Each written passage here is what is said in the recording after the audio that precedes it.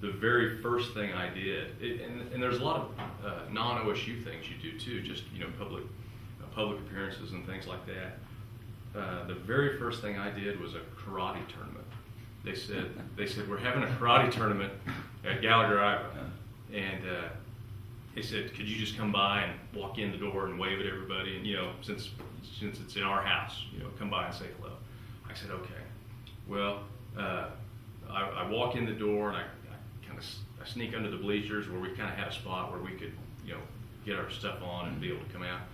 And I mean, right as I walk out, right as I turn the corner and walk out, the first thing that happens is I feel somebody grab the gun, and I turn around and here's a kid in his karate outfit holding the gun. But I mean, just right there, right as I got out, and I remember reaching down and taking it away from him and putting it back in the putting it back. But the crowd was just, I mean, there were kids in karate suit everywhere.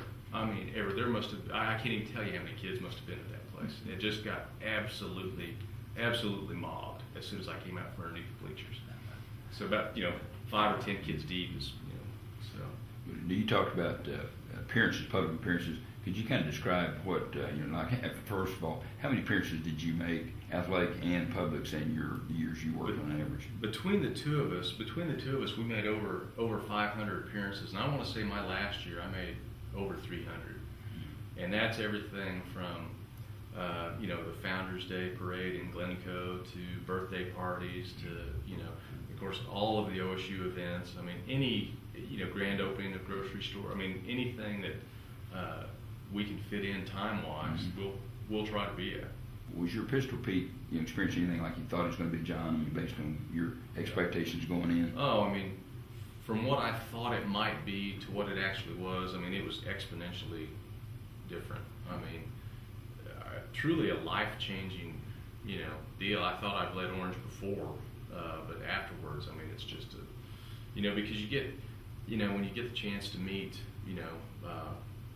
Frank Eaton's family, and when you understand that, I think OSU is fortunate in that our mascot has real ties to the place. I mean, there's a certain aspect of history and culture that goes along with it that I think is really unique to college mascots. So, and Pistol Pete, appears on everything from, I mean, sometimes on letterhead or, I mean, he's everywhere. So we take it very seriously.